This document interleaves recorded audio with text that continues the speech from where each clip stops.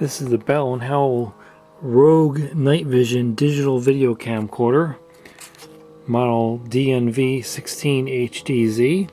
Also sold as the Aigo AHD-S7, same exact thing, just a different name on it.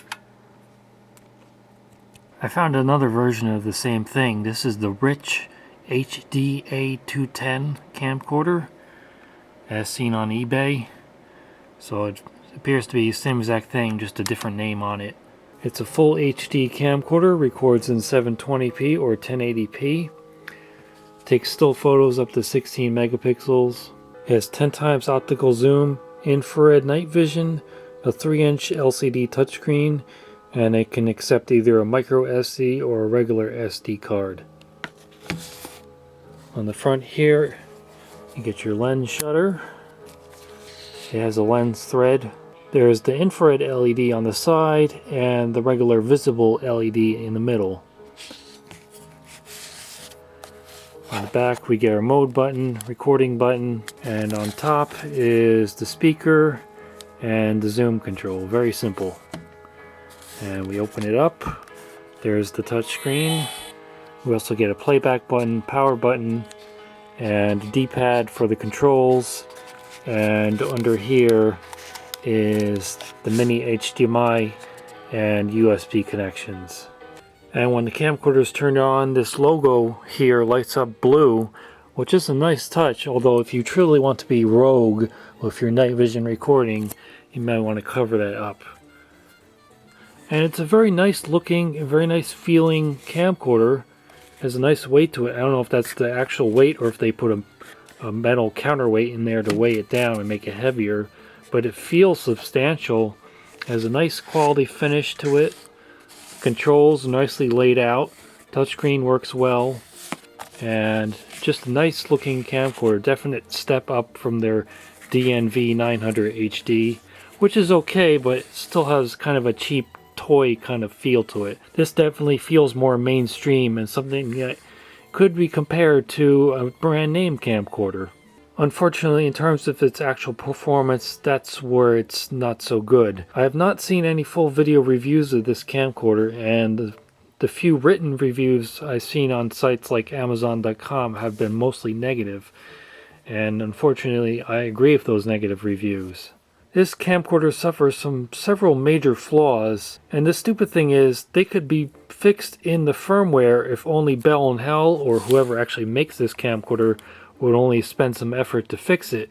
Now, I tried contacting Bell & Howell through the email address on their website, and my emails bounced back. And then I contacted Elite Brands, which is the company which distributes Bell & Howell here in the USA.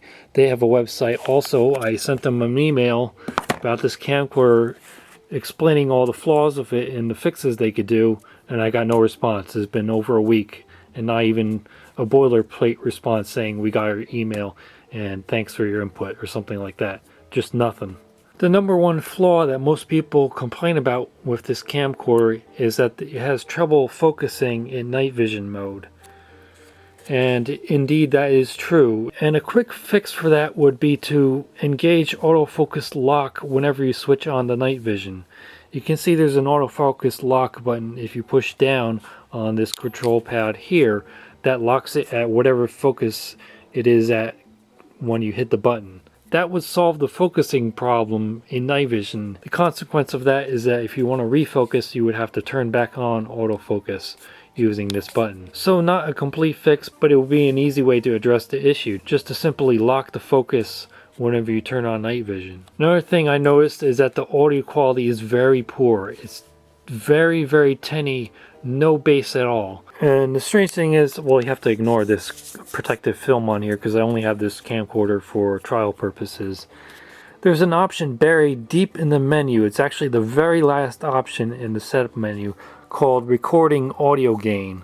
Normally that's turned on, but if you turn it off, what I notice is that the audio volume gets drastically reduced. The audio gets very, very quiet, but the quality is fine. It actually has some bass if you just turn it up to compensate for the very low volume.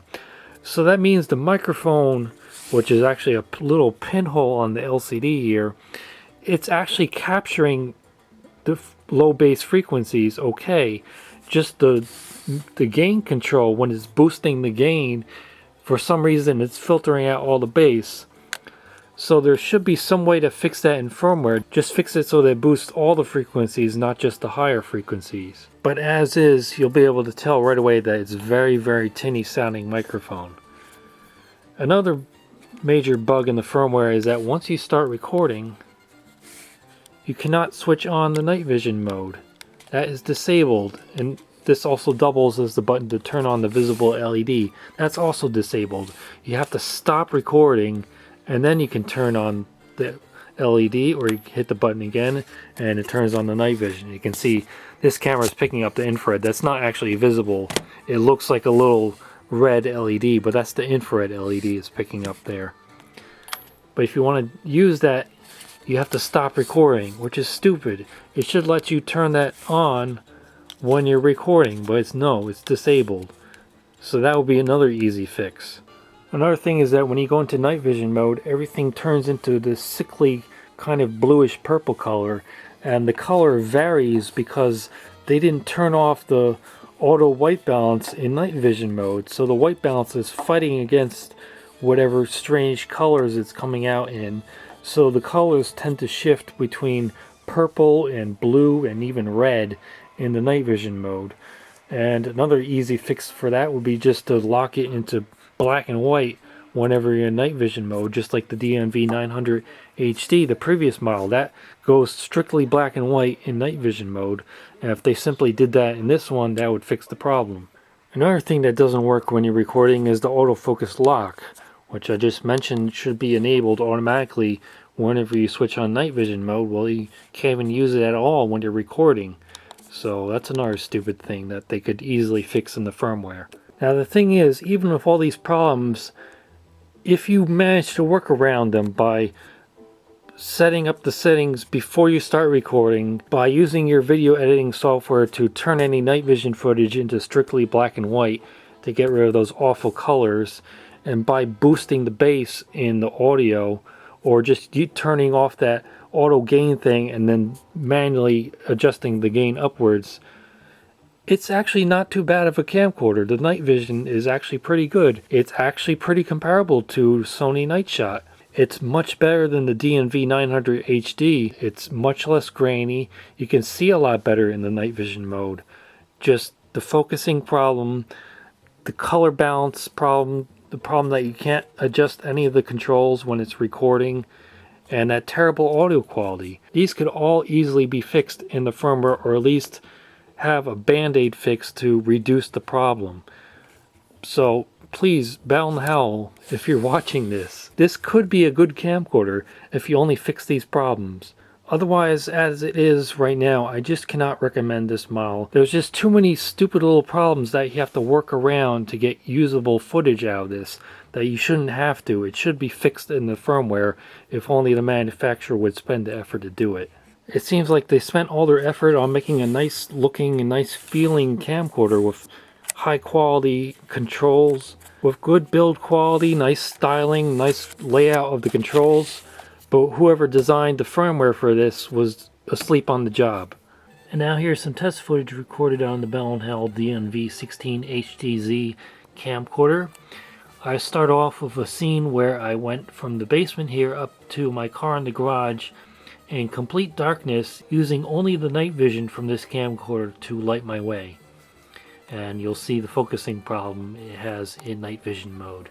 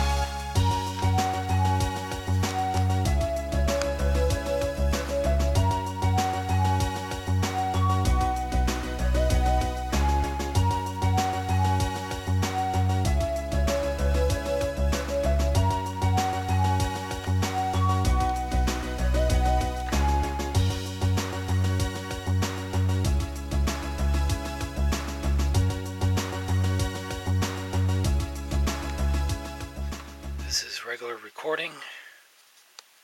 This is with the LED light turned on, and this is infrared night vision mode.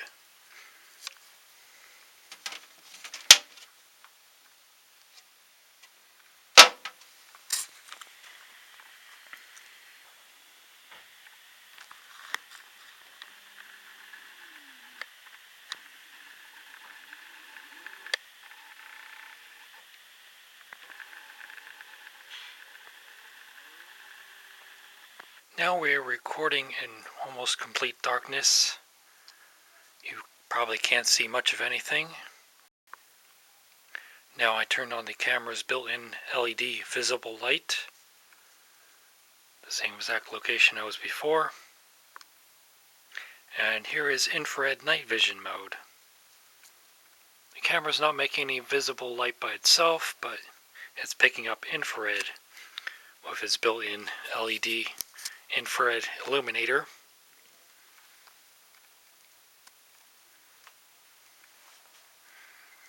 Looking further away, a little bit trouble focusing, but I can switch it into manual focus. Now I have an autofocus lock, so it won't hunt to try to find the right focus. But the strange thing is the infrared mode, the color changes a lot. I've seen it go from purple to pink to black and white. Now we look towards an area of more visible light, and you can see more shades there. Now we go back here and it's blue. So looks like the auto white balance is trying and failing to regulate the colors. Again, using the built-in LED light and switching to infrared mode.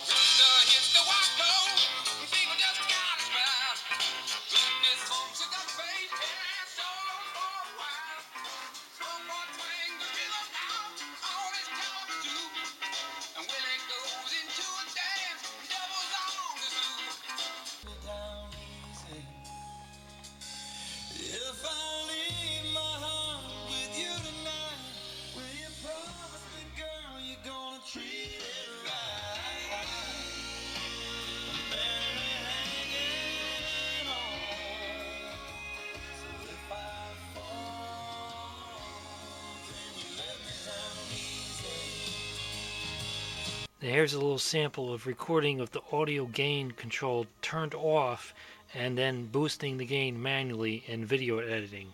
So you can see the quality difference between this and having the audio gain feature turned on, which makes the audio sound very tinny. And here's a recording sample with the audio gain feature turned on, which makes the audio sound very tinny.